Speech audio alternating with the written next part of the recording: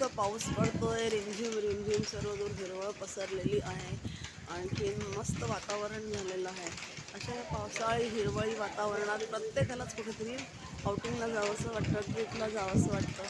तसंच आज आम्ही इथे निसर्ग छाया पुण्याच्या जवळच भोगाव इथे निसर्ग छाया म्हणून हे मस्त सिनियर सिटिझन्ससाठी म्हणून छान ह्यांनी असं रिसॉर्टसारखं केलेलं आहे. आज आम्ही इथे ट्रिपला आलेलो आहे. आणखीन ह्याची इथे व्यवस्था सगळ्यांची राहण्याची वगैरे खूप छान आहे. आपण पहिल्या दिवशी 12 वाजता येतो आणि 12 वाजता आपलं चेक इन असतं. 12 वाजता चेक इन झाल्यानंतर आपण जेवण घेतो. छान मस्त गरम गरम जेवण मिळतं आपल्याला.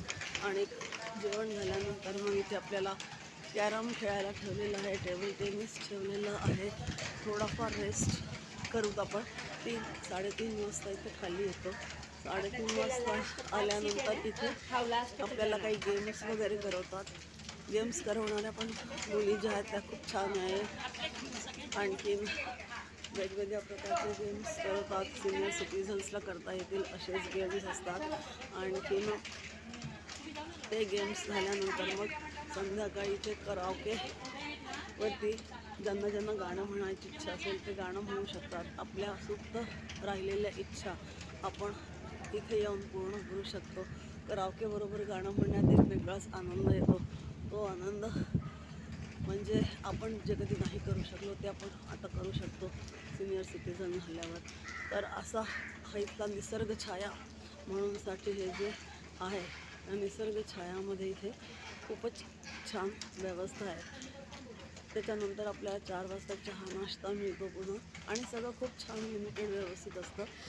आणि चहा नाश्ता झाल्यानंतर मग पुन्हा संध्याकाळी कराओकेची गाणी सुरू होतात. गेम्स वगैरे लोक करतात, खेळतात आणि रात्री मग नाश्ता जेवण 1 नाईट स्टे आहे इथे.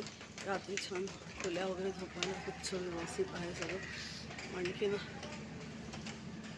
एकदा तरी नक्की आपण इथे येऊ शकतो आणि आपला वेळ छान घालवू शकतो. सर्व लोक इथे अशी ट्रिपला येतात. भोगाव येथे आहे हे आणि कोथरूड यांची एक बस पण आहे, पण ती बस व्यवस्था जरा थोडी एकदाच आहे त्यामुळे कमी पडते. तर असं हे निसर्ग छाया हा खूप छान रिसॉर्ट आहे. तुम्ही पण एखाद दिवस नक्की येऊ शकता.